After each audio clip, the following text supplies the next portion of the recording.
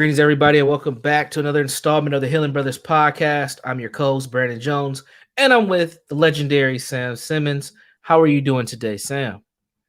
I'm good. How about you? Maintaining, man, maintaining. We had to take a break last week. I was on vacation, living that California, San Diego life. It's very chill, relaxed. Nobody had a damn mask on. Everybody was. It was like February 2020 all over again, man. It was interesting. But it was good. My children drove me nuts. I learned a lot about being with my kids for 24 hours for 5 days in a row. That was a learning experience. Yeah, it was good. It was good. But coming back, getting ready to gear up for this next level of work for myself and also understanding where the community's at, because there's been a lot that has happened over the last 2 weeks since we broadcasted the last time, man. It's been a lot happening. Yes, it has. Yes, it has. I've been admitting lately after, because Sunday, was it Sunday? Yeah, I think it was Sunday or Monday, probably both Sunday and Monday. Every channel on TV, especially major channel, had some kind of thing they threw together for Tulsa, right? Yeah, yeah, And it was interesting. The two better ones was the one from CNN that was produced by um golly, why every time I get on here I start forgetting names. The basketball player. Um LeBron. LeBron and LeBron, them produced Maverick one. Carter. Mhm. Yeah. And that was actually done by a young African American woman they supported. And then Mr. Russell, that used to be with Oakland. I mean, Oklahoma. He's Oklahoma. with Washington Russell right now. Westbrook. Yeah, Westbrook. Russell Westbrook. Yeah. So he Mhm. produced one. I think it was on PBS. Backed it. You know, those two are probably the better ones because they were more documentary. Yeah, But everybody else kind of threw their little news teams together, interviewed all the same people. You right. know, and the funny thing is the little mayor. I think he's the mayor of Tulsa. He's patting himself on the back because they're digging up the graveyard and Mm. looking for bodies, and we're trying to get justice for these people. And then as soon as people bring up reparations, it's crickets, he's moonwalking. right? Or that whole usual thing. Well, this generation had nothing to do with that, but if Yeah. but his family lived there forever, so Mm. his family was been prominent in there forever. They done built in on the Greenwood side of Tulsa. They Yeah. done built the baseball stadium. Yeah. Okay, that the white folks. Why didn't you build on your side of the freeway? Hmm. Hmm. Oh, we got development going in there. And the brother said, well, how many black contractors are you using? Hmm. Right? And it's like, but he was on every video, made sure he was being seen. He's pro, just like we've been seeing for the last year. We pro black people now, Hmm. and all this other kind of stuff till we start talking about action, Hmm. right? And then the same thing with Biden, he go down there on Monday and he did his little speech and somebody brought up reparations. He got the stuttering too, and it's like the only reason I bring this up is that I am very seldom, in spite of what people think. I have some hope that I have to have some hope things going to be better. For because I got grandkids and I got other young people. I got a lot. I just care about young black folks, right, and hoping that things can move forward. And for a minute there, I was feeling like, damn, these folks is not. They ain't much gonna be changing up in here. We're going according to the so-called liberal white folks and all this other kind of stuff. So it was a little depressing, to say the Hmm. least, which is, a little unusual for me. So I would have to, you know, say that kind of thing. Uh, uh, uh, uh, yeah, say that kind of thing. So, but what we're going to talk about today? Yeah, today we're talking about the conference. There's some historical things that have happened, but there's still trauma stuff going on today. And today we're going to talk about the conference, and we have a special guest. Mr. Charles Dixon is going to be joining us. So, Sam, if you want to cue up the conference video, because many people might not know about the conference, give them a little taste. We'll bring Charles in, and then we'll get into the discussion.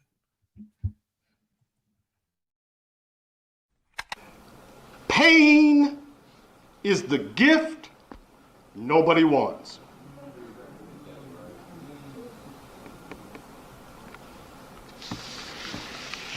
We got to deal with the pain because the pain has been dealing with us.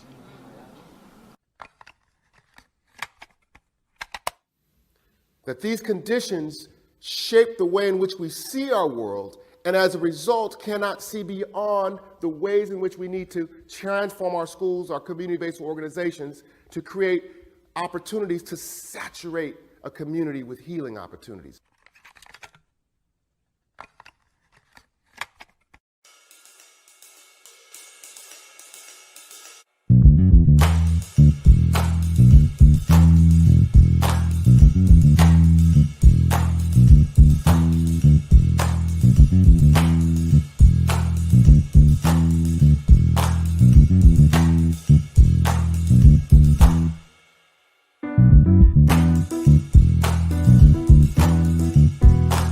About relationships, and we moved away from that.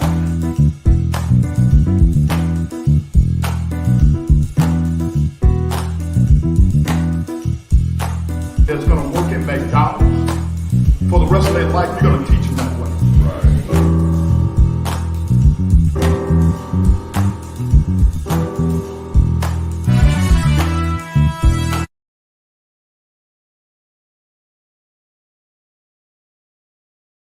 Black Men Healing Conference through Community Empowerment.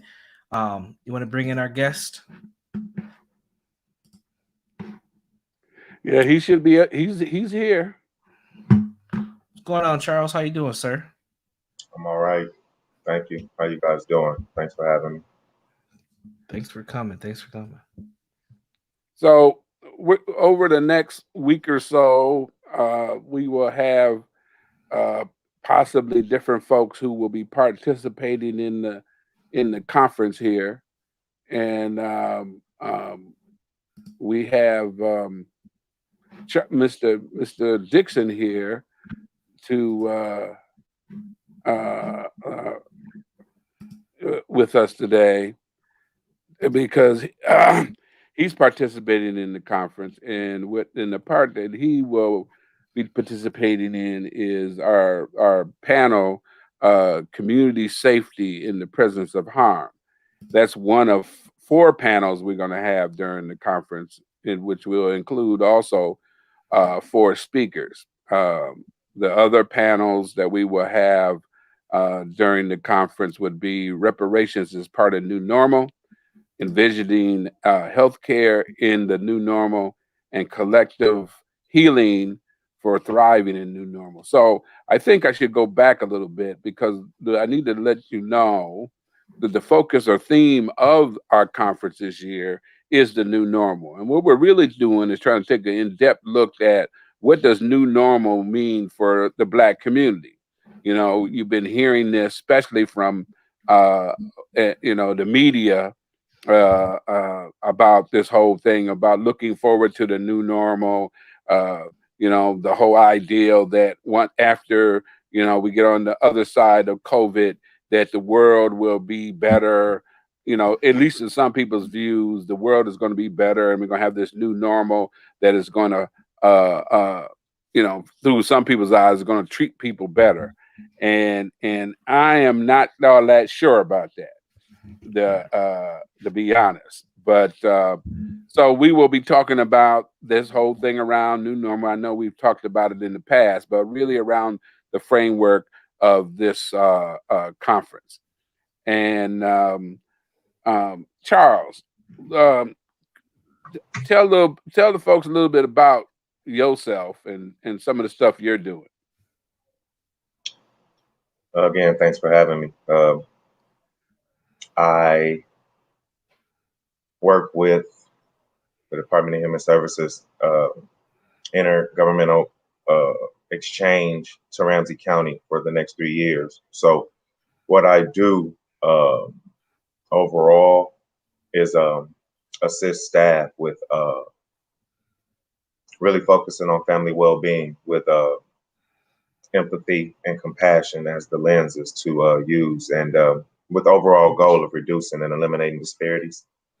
That's a broad definition of what I'm currently doing. A bit about me: North Minneapolis resident, been here since the late 80s, and been involved with the conference for a number of years now. The panel that I'm participating in is close to me because of my past gang affiliation, participating in the genocide of my people from that perspective. To see what's going on today, we have our external issues with all the systems that traumatize us, including but not limited to police. And then we have our internal issues, the self-induced trauma, whether it's the gang violence, the community violence, the domestic violence, the sexual abuse, all of the things that we attempt to hide from, but still show themselves in our responses to trauma. Yeah, that's just a brief bit about me. Got it. Thanks for sharing.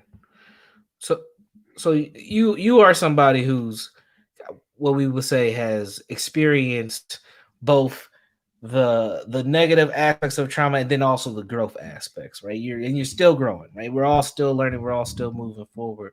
What would you say have been some important lessons that you've gained over life to help you get to where you're at today?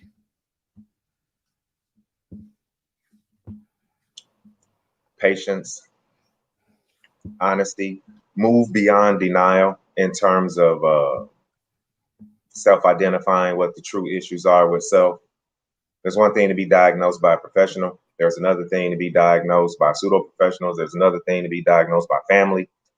But to self-diagnose, to really identify what your own issues are and not make excuses for them, although they may have justification behind the behavior. Justifying it is not excusing it. So acknowledging my own personal issues and being open to criticism, accepting input from elders as well as young folks. I used to be a bit harsh when it comes to addressing what I consider as injustice verbally. And with some coaching, I was taught not to make folks feel bad just for the sake of making them feel bad. So that's been beneficial for me in terms of moving beyond traumatizing folks because I'm traumatized to a place of helping people that's ready to understand. It starts with self. We can project on the others or look internally. I think internally is where the solutions are. I didn't come up with that on my own. That was a part of my coaching as well. And I appreciate the mentors that helped guide me. And Sam was really integral in that piece, helping me to not be so fiery in the delivery of my message and let the message do the work versus me making more adversaries with the way I deliver the truth or my perception of truth. So one of the things, and then we're going to kind of go on and just kind of talk broadly about the conference. But one of the things is, why do you think that, because you've been involved with this conference probably from the beginning, because I remember you were around when we, definitely the second year, if not the first year of the conference, when we were doing it over in Sabathani. And why do you think this conference is important? Because I know if it wasn't important, you wouldn't be involved. Because I know you.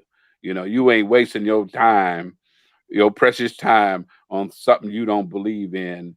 You know, you might, do some of your precious time around some stuff at work, because that's your work. But in terms of your personal time, you're not wasting a lot of your time on stuff you don't believe in. So what would you tell our listening audience? Why is this conference important and what's different about it?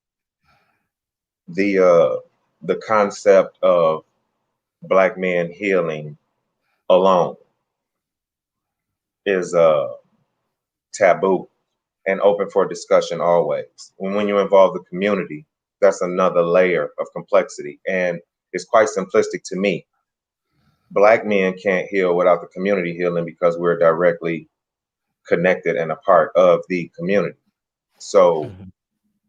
when Black men heal, by default, our children would be healthier, our spouses, our community, our interpersonal relationships would improve.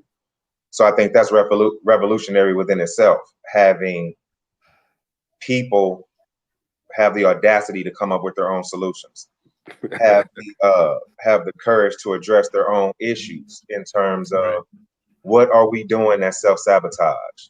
We understand, some of us understand the vestiges of slavery, the institution of slavery. Some of us understand the complexity of white supremacy and racism, but what are we doing that Right. contributes to us staying in the places that we are now? And I think the conference illuminates that in ways that I haven't necessarily seen.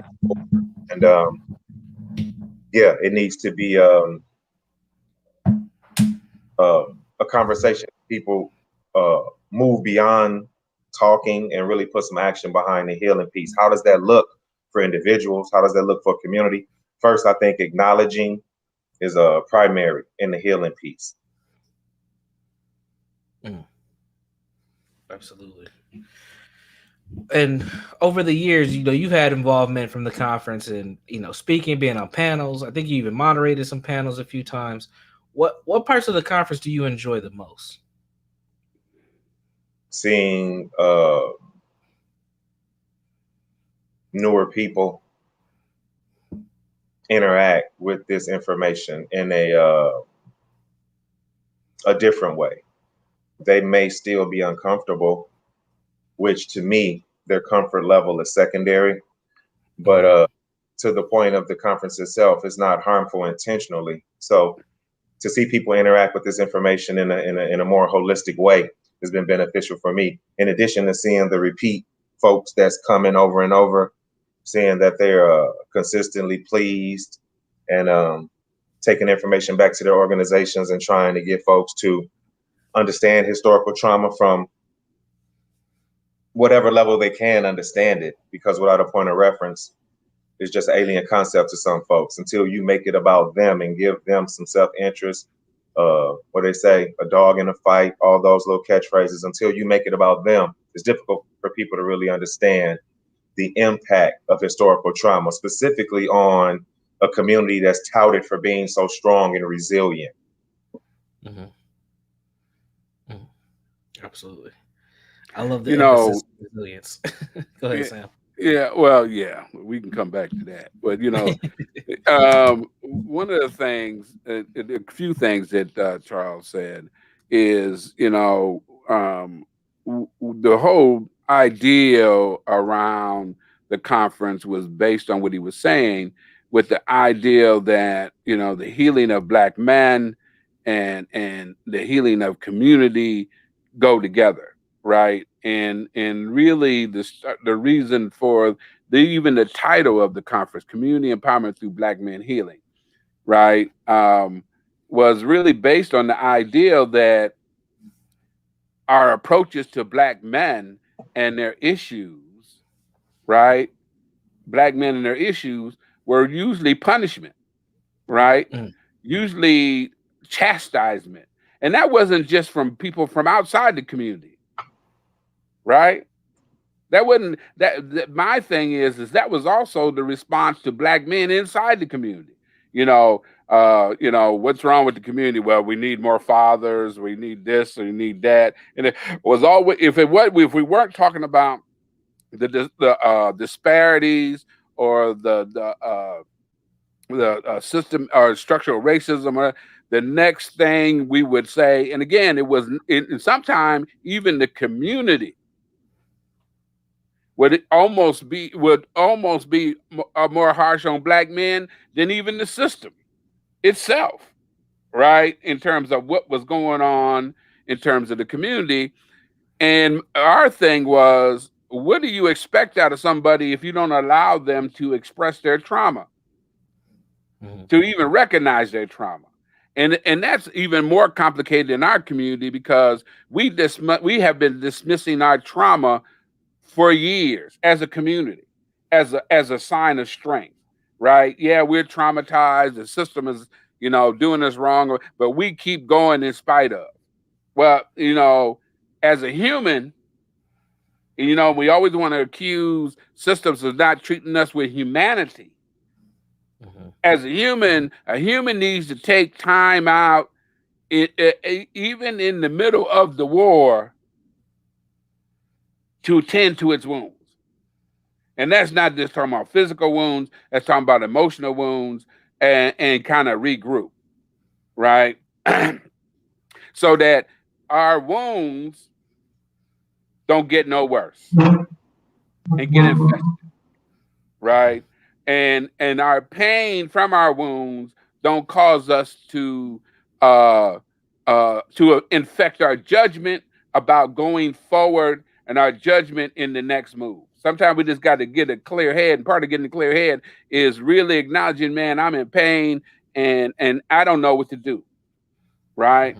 And so one of the interesting things, and so that was why we call it community empowerment, right? Not community beat down, not community let's be sorry for ourselves, but a community empowerment, because now if I understand my trauma, I'm less likely to share it with my family. Because one thing about male trauma in general, no matter what culture or nationality or whatever you come from, male trauma is very selfish. If I hurt, you're going to hurt, right? And it's not even conscious. And so I know that the title actually frightened both black and white folks when you start talking, which is an issue in itself. Community empowerment through Black men healing, right? And because we were talking about Black men healing, folks wanted to know why, who could come. I know that there was some Black women said, there you go again. You're always focusing on Black men this, Black men that. And my response to my female counterparts was, if Black men start addressing their own trauma, then you don't have to spend time not addressing yours. Right. And the response to that was silence, but that's a whole nother conversation. And then the white community, and we live in Minnesota, okay, and if y'all learning a whole lot about Minnesota, might not be the best stuff, but one thing about Minnesota, if Black in Minnesota means that there's not that many ways to get away from white folks. I know in larger cities you can have conferences and not call them Black conferences or nothing, but you know that majority of the folks going to be there are going to be Black folks, right? Majority of the folks going to be there. But the thing is, in our city, our white practitioners are dealing with our families. And this might be true in other cities, so it's important, right? We are dealing with our families. And so they would say, well, can we come? Well, you dealing with us. Don't you think it would be good if you understood some of this? And that's the thing I think what Charles is saying is seeing a different mix of people. I mean, that the interesting thing is for many years, there would be 60% white folks and only maybe 40% Black folks, if that many, at the conference, right? And then they would be shocked that some of the Black professionals that were local, because most of the folks originally was local, now we got folks from around the country more folks around the country being involved, is that these folks, they thought they knew. That's the other interesting thing. They thought they knew, like judges, Black police officers, Black therapists. In this environment that we would create, these professionals would feel comfortable enough to be themselves, right? And what white folks start realizing, Black folks don't even feel comfortable being themselves in these environments, even when they have power or perceived power. And I would get comments about that. And one last thing is, I remember, and I have this one listed on the website, is two of them. and both of them were the way they were written. Both of them were written by white individuals, and it probably was white females because that's who do a lot of the social service work here. And one was, I'm glad I asked that I could come to this conference. I learned a lot, and even though it was primarily Black people there, I felt safe. Now think about that. Think about how loaded that statement is. But she was being sincere, right? She was being sincere about what she was feeling, and she ain't the only one that felt like that. The second one was, it was one of the most insightful conferences I ever been to. Now, majority or all of the speakers were Black, right? Which is a problem, for people, especially white folks, because why? How can y'all have only y'all there? Well, y'all in the room, y'all in the room. Stuff we talking about involves you. But the added piece to that was, even though the speakers were primarily Black, they were diverse in thought. Think about that. Lo and behold, they were diverse in thought. So one of the things we offer opportunity is for Black folks or for white folks to have an opportunity to get outside those stereotypes. Think about that. They were diverse in their thought, right? We all don't think alike. We all don't necessarily believe the same thing, but we all believe in the common good. We believe in the common good of all people more so than our own counterparts, our white counterparts. And we're always one set up being anti when we are the least anti when we get together. We just want to be treated like human beings and given a fair break to and get our fair share of this country that we help build, or in some places built, not just help, built on the back of our ancestors. So I'm gonna stop there. Any thoughts, gentlemen? Go ahead, Charles, if you got something. The honesty in the evaluations and the reality. You say it's not feeling threatened, diverse thought, all these things, if you hear it in a certain context, could be taken as insults, but the honesty is there. So it's all about moving beyond emotional reaction, listening to what's said, and hopefully that's beneficial to the overall community, because I'm sure people think that they're coming, listening to us, to be beat down. And that's not necessarily helping our families. I want to see improvement for our families. And that's the motivation. So any way to get to that, that's beneficial. So I'm hoping that those people grew and continue to refer folks to the conference that may not see us in that type of light. Absolutely. I think just the name and the focus of the conference is revolutionary in itself. You don't get many conferences that put men in the title, let alone Black men. And for black men, the focus isn't on healing. It's like Sam says, on punishment or rejuvenating or rehabilitating and things of that nature. It's not on actually healing. Like, no one uses that term, so that just stands out on itself. And then talking about it from the lens of community empowerment is also really revolutionary as well, because when we talk about helping the community, men tend to come last. If it's not around criminality, men come last. We focus on children, which I think we should. We'll focus on an issue like housing, or economics or things like that, mostly education. But when it talks about men getting better, that's something that gets missed pretty often. Yeah, and it's tied to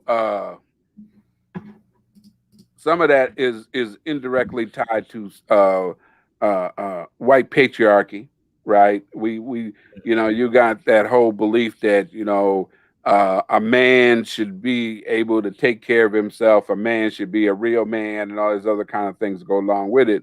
Because even when you're talking about housing, some of the large number of folks who are homeless are men, Right. right? You know, and so it's like working for an organization that has the name family in it and don't have any services for men or For fathers men at all. Yeah. at all. And when you confront the organization about that, how do you have family in the name and in the same breath, mind you, in the same breath, talking about what men and particularly black men ain't doing with their families? Mm. But or do you have services for black fathers? Well, no, we can't find them. What do you mean you can't find them? Right? What do you mean? Or we can't? It's hard to deal with them, right? I remember I was working on a survey.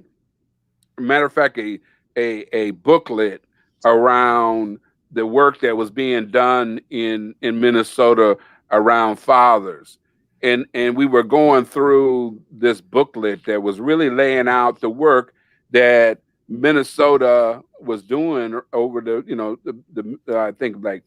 I think they covered about 10 years or so, and the information they gathered, and we got a grant to go through it. So we had groups of people go through it and read through it and that kind of stuff.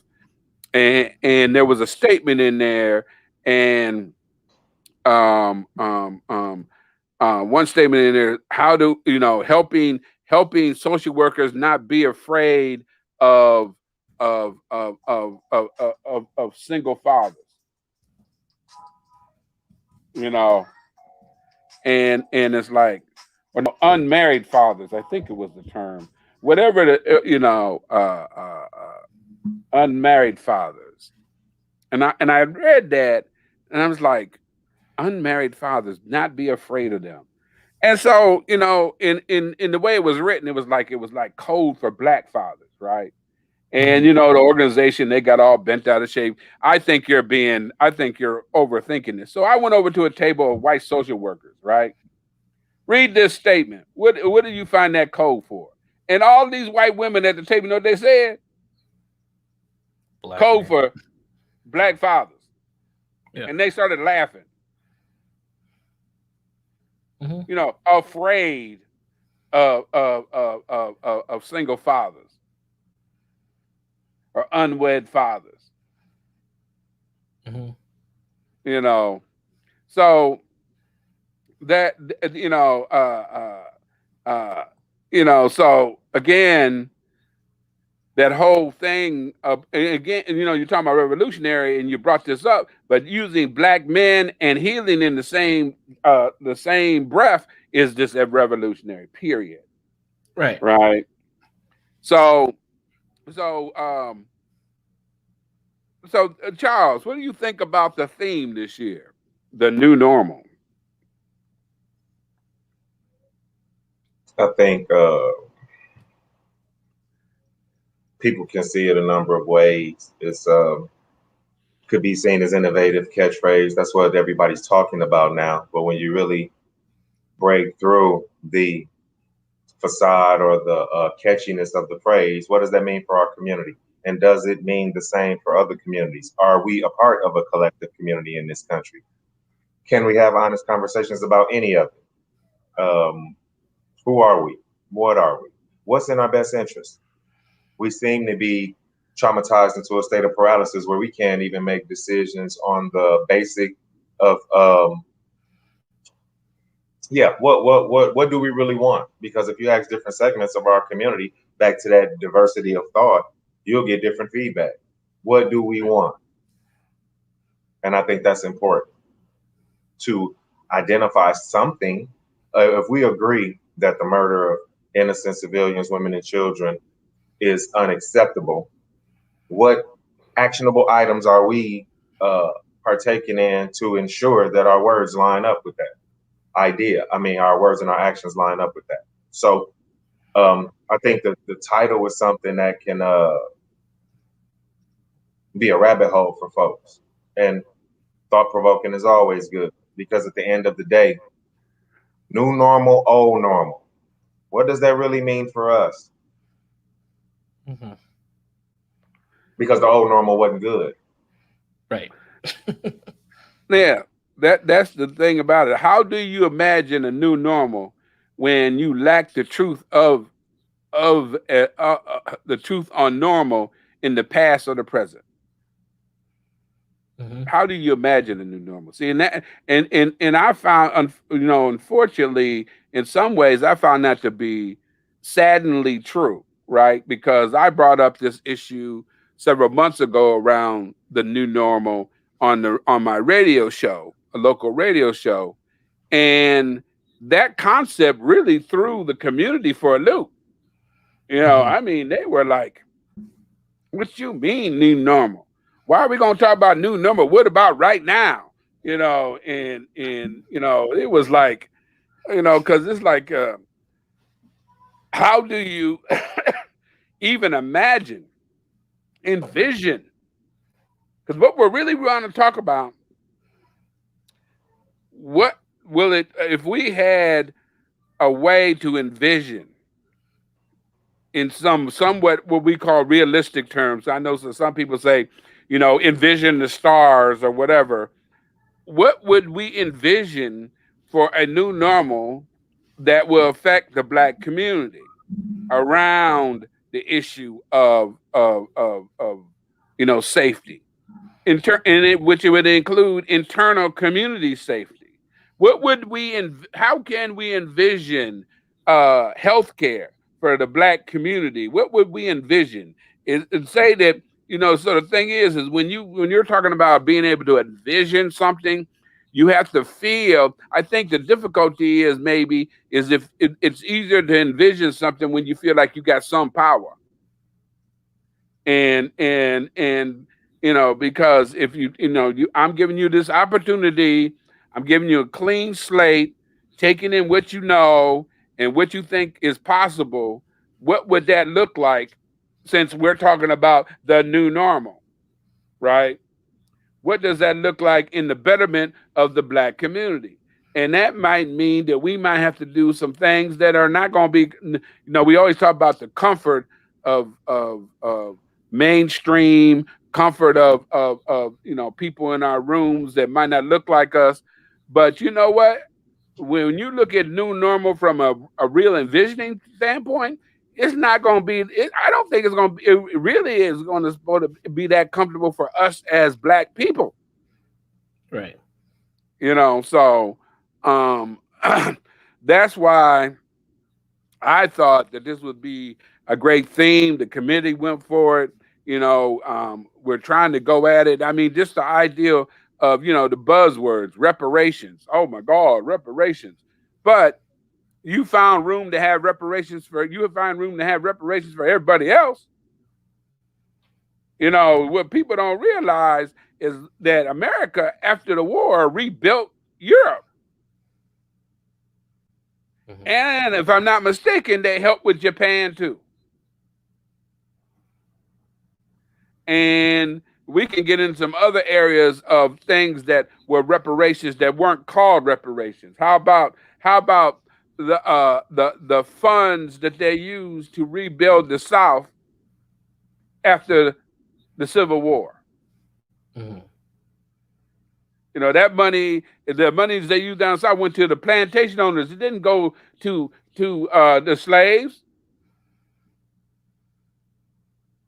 So, and it's interesting when they want to find money. It's all interesting when they want to find money for something, they can find it. But I think the other piece about reparations, especially for Black people and the descendants of American slavery, there's so many edges to that.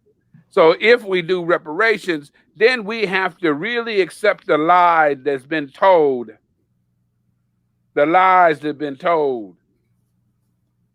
in the history books, right? That we were slaves and we was happy, and all this other kind of stuff, right? And I noticed that somebody mentioned the GI Bill. which was the reparations for GIs that black GIs and GIs of color did not get to participate in. I think what 1.5% of them been able to participate in the GI Bill, and there's people whose families have been able to pass that generational wealth of home ownership and education down to their kids. Mm-hmm.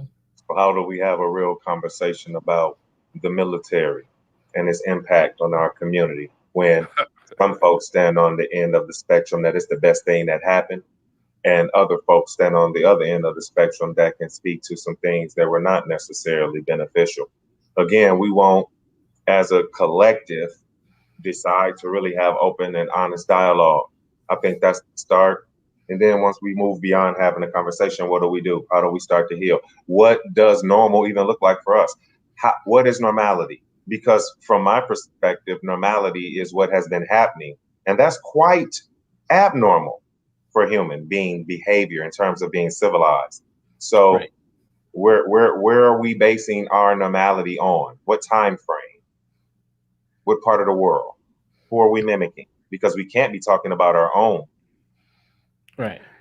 But that's supposed to be the reason why you say the new normal, Charles. You know, it's like the new normal, you know. And I can appreciate it. My skepticism is new isn't always better. Change isn't always improvement. And we have to be careful with the words that we use, because we've been tricked, duped, put under spells, and it continues to happen. Change, hope, as long as it's not Trump, all of these things is if something different is going to be happening. You know what's going to happen? Right. The only thing different is if we do something different. Our spending power, collectivizing, starting our own universities, hospitals, etc. Outside of that, we can expect what we've been getting. And at this point, who really wants to hear the complaining? If we're unable or unwilling to do what we need to do to get out of this position, at this point, it's on us. You get what you get, yeah.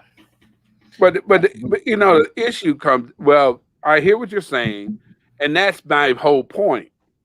When I say new normal, can you envision your part of a new normal? Right? Are we so stuck emotionally that we can't even get past that piece? Right? How are you going to participate in it? You know, participating does not mean you sit back and let something happen. Yeah. Or you let somebody else lead. Right? Because I can understand why people might do that, where, you know, some of us are beat down. You know, sometimes it's just easy to do nothing and just roll with the punches. Well, we know parts of our community know how to roll with the punches better than anybody. We can make a party out of shit. So it's not, you know, something that we are able to do well, you know, and so, you know, so it's like, you know, given the opportunity to do that, seems like that's the most difficult part. Right. Yeah. I think, and I would just follow up on what Charles was saying. Like, we have to want to do something different. We talk about the new normal. We talk about what does it look like? Who's crafting that narrative? Are we having that narrative crafted for us, or are we taking action steps to change that for ourselves? And I just look at how COVID has really just came and slapped us in the face in the community on so many different levels, but it also opened our eyes to some key areas that we can focus on to move forward, such as education. You know, like a lot of black youth are struggling. We're struggling before COVID, and it got even worse when we had to transition back into hybrid schools or back into schools. That's an area of focus for us. I think the other one, and we haven't even felt the ripple effects just yet, is this eviction moratorium that I keep bringing up on almost everything I do. It's about to get ugly for black folks real fast at the end of this month. Once this eviction moratorium's up, talk about homelessness, talk about community violence and domestic violence. All those things are going to be additional, can have additional effects. I don't want to say that they will, but they definitely can, given the fact that people may be displaced and highly mobile and out of places to live. Like, these are serious issues that we have going on, and we have to figure out as a community, how are we going to move forward. Those are just two things that impact economics, and impact relationships amongst male and females, and then also impacts the cultivation of our children. So I think what the conference does is it helps us craft constructive ideas and alternative thought processes for us to move forward. But it's important that we get the right people in those spaces to do it, and we don't come at it as an opportunity to go to battle with one another, but an opportunity to grow and move forward. Yeah, and our hope this year with the conference is to identify a possible date uh, um, later on for folks who want to have that additional conversation about how do we move forward to come together and talk about that. Because the conference is really, hopefully, we'll meet the goal as opening up our thought process about this, right? Opening it up from a standpoint of empowerment. Remember the word empowerment, is less about what are they going to do, but what we're going to do, Right. right? Because we've been very stuck in what they're going to do, Mm-hmm. and then with this piece around community safety, this community safety piece, it's interesting. We get all these people who marched, uh, uh, and then and I'm not really sure who came up with this defunding the police, right? Um, and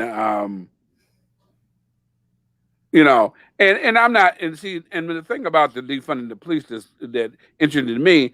I kind of looked at it as a slogan, right? And Sure. I looked at it as something that could mean many different things, right? Right. Right. And I got to give it to the opposition. Man, they took that sucker and ran with it before you could even define it. You know, you hear what they're saying? They want to defund the police. They're talking about getting rid of the police. Man, they took Yeah. that. I got to give it to them folks, the Republicans and whoever. I got to give it to them. They know how to take our words, jump on them, twist them Mm-hmm. before we can even explain Mm-hmm. and beat us down with them. And also, I think the other thing that I think that term defunding the police really gave us a real mirror into how mainstream or white folks really feel about the police. When they sat down and thought Mm-hmm. about that again, it's like, oh, no, no, no, no, no, no, right? Because when I think about the whole concept of defunding the police, is not making it the primary largest part of our budget when we don't have no budget for the The pre-problem, essentials. Yeah. The right? prevention. Because think about it, policing is just the aftermath, Right. right? Yeah. Responding. Right. It's the aftermath. And so if we could get some money upstream, since you don't want to add no new money upstream, right? And even at the same time, police will say, you want us to do more than what we gonna be able to do anyway. Great. Right? We are not equipped to deal with mental health issues and then all those kind of comments, right? We're not talking about because if you talk to police in a reasonable way, they will tell you we don't want to have all this contact with the community in this kind of way. And so, and when you continually respond to everything all or nothing, because it's a both and in many cases, and when you're ill-equipped to be able to deal with both and. So I only bring this up that right now, it's interesting that how a difference a year make. All those folks out there in the street, Black Lives Matter and all like that. At least here in Minnesota, they ain't trying to hear that right now. Yep. You know, There's they been too ain't much trying to. happening. We Yeah, done they, had like college graduates killed right. downtown, multiple Oh yeah, weekends. We done have more black folks. I mean, a shooting down there, 2 shootings a week. right, Yeah, they done. The Black Lives Matter thing is dead at this point. It's go to George Floyd Square and don't F with it. That's it. right.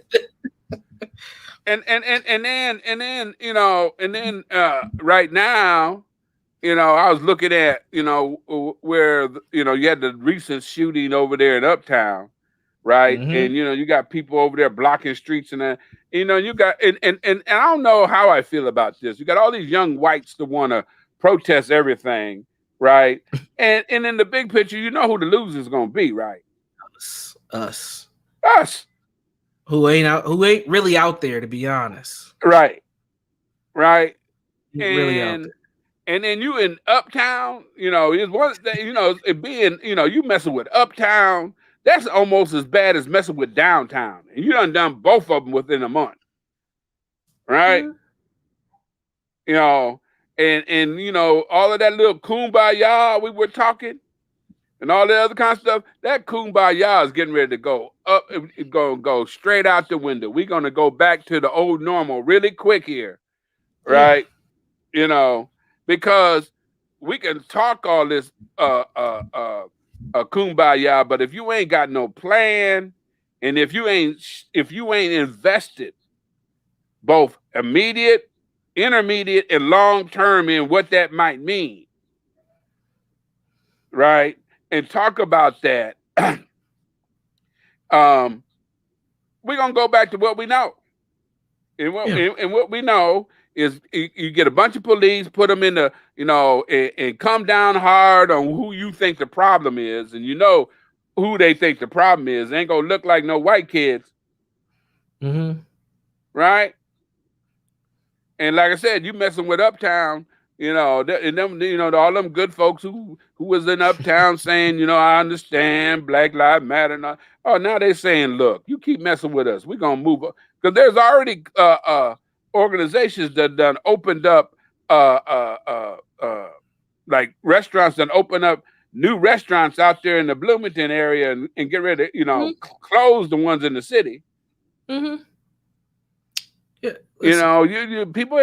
people when it comes down to brass tacks, everybody's for everybody, but definitely everybody's for themselves. Mm-hmm. The bottom So line, at the end of the day. so we're gonna respond every time, in a certain kind of way, and thinking that ain't gonna backfire on you. And then again, some of these woke white folks are getting on my nerves. Yeah. They're definitely getting on my nerves. Yeah, it is fascinating. It's fascinating. It's good to get you back, Charles. Any final thoughts from you while we get ready to close up in the last few minutes now that we've got you back? On your thoughts on the conference or where the community is currently at or areas for us to focus on? I think realistic expectations. What exactly do we want? Be clear about that with ourselves. Secondly, what are we willing to do to get what we say we want? We can fund our own salvation. We have the spending power. The data supports that. So if it's about empowerment, self-empowerment, empower self. There's no other empowerment that would be accessible to our community given our historic or our complex history with this particular continent. And when I say, I'm not including South America, even though they had chattel slavery. I'm talking about our area in terms of North America. Yeah. We have to make some decisions. What do we really want and what are we willing to do? To you guys, this point about the protest, these protest methods were effective, I think we would be further than we are in 2021, still begging for civil rights. What are we willing to do? That's what I would say in closing. Gotcha. But Thank you. and then the whole thing around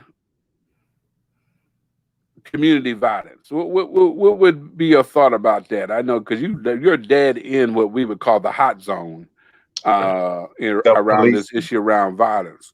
Self-policing is the only option. And when I say self-policing, I mean able-bodied folks that have the willingness and ability to do it.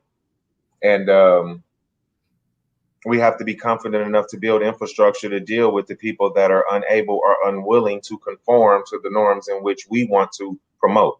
The whole health and well-being model, some folks are just not going to do that. And for whatever reason, we have to be either okay with dealing with them ourselves or allowing the police to do what they do to them. Can't have it both ways. If we are not going to step up and demand that our women, children, and vulnerable folks are safe, then do we really have a leg to stand on in terms of the global community? What exactly are you doing, and why not? We're going to continue to blame others. While that's justifiable, what's in our purview? Meaning we can have the weapons and not use them on each other the way we are. So there's a level of accountability there that only we can hold ourselves to. And I think we need to put some real new, because we love programming and stuff, but some real new kind of concepts around programming into the community, right? And again, we got to look at this on the front side. What kind of real conversations we need to have on the front side with families and with young people, because we're not being honest. We'll be honest behind closed doors, but we're not being honest with each other, right? And we got to have those raw conversations on the front side. We got to put stuff together that really answers the problems that we're having, because they keep talking about better schools. We keep talking about poverty, housing, and that kind of stuff. But when we're talking about Minnesota, it's got to be in jobs. That's the other one that usually come up, because primarily when we look at the violence, it's usually involving young men, and they don't have nothing else to do and that kind of stuff. Well, the thing is at the same time, I've dealt with programs that offer all of that, and so have you, Brandon, and so and it wasn't enough. Yeah. And when we know that what has been successful with them is enlightening their minds about what's really going on with them, and enlightening their minds about what kind of effect is happening on them, and enlightening their minds that what they feel, even though it's crazy, makes sense, but don't make it right. Right. And quit lying to them. Doing all that kumbaya stuff. We love you all, kumbaya. Nah, man, I love the community as a whole. And right now, my love for you stands on your improvement. Now. At some point as a community, this would be my closing thoughts. We have to understand when we're being insulted that is masked in a way of help. Right. Like there are so many things that happen. I'm just like, I don't know if I should take this as a compliment or if this is just a direct insult. Like we are not the children of this system. I mean, we have been victimized by it, absolutely. But kind of like what Charles was saying earlier, at some point we have to have some self-determination and be able to do some things for ourselves. And otherwise we will continue to get manipulated by slogans and movements that don't really move us forward and really benefit other people or just individuals.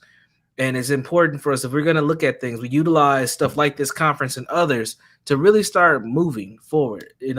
We're not always the best organized, but when we are, we don't mobilize very well either. And I think that's something that we have to be able to focus on. And I think part of that is because we don't collectively agree on a mission to why we're doing the things that we're doing. We know stuff is messed up. We now know that we've experienced trauma, but what's our goal? What are we actually working towards? And it's been my thing to focus on the children. I think at least we can galvanize and helping the young folks behind us have a better future. But Those are my closing thoughts. Well, you know, and you're right. And my whole thing is I don't need you to agree with me to go on and to go on and do what I need to do, right? Right. Because the ideal is, the hope is, if I'm doing the right thing, people will eventually follow. You know, this whole thing about, well, we need to come together as a people so we can go. I hear that all the crap all the time. We need to come together. No, we can't wait for us to come together, because some of us are slower than others, and some of us still trying to figure out our way, and I respect that, right? Mhm. But again, if I didn't believe that, and there's many times that it has been hard, I wouldn't be continually talking about this. Mhm. I think there is some hope and freedom in addressing our trauma straight up and being honest about all aspects of it and how it affects the choices we make, both positively or negatively, and that we need to find a time to start looking at um, changes. And you can't look at changes when you cannot be fully truthful, because we know healing comes from even the painful parts of truth to move forward. Yeah. And we're at a critical time. That's another thing. We don't have a lot of time. I don't believe we have a lot of time. We've been taking up time for many years. You know, just hurry up and wait. We don't have the time, and that's one of the reasons some of our young people ain't trying to hear us. They Right. ain't trying to hear us. They're already tired of the system, and they want to blow this all the way up because they think it's all a mess. Now, they don't Yes. have a plan, but, you know, at least if they blow it up, and they're so used to being able to make good out of nothing, they figure, well, we blow it up and then let's see where we end up. Mm-hmm. Now, it's a messed up plan, but it's a plan. Mm-hmm. So think about it. I think that's going to wrap us up. Thank you all for coming and joining us today for another episode of the Healing Brothers podcast. Be sure to check out the Healing Conference. The links should be posted somewhere at some point, but just go to healingbrothers.com and you can be able to sign up for the conference. Feel free to try to get an organization to sponsor you if you don't want to pay out of your pocket, because they do have dollars to do that. So definitely make sure that you can make it. It will be virtual. There's more information on the conference on healingbrothers.com. And yeah, be sure to subscribe to the YouTube channel, and we'll see you again next Sunday at 3 p.m. Central Time. Peace.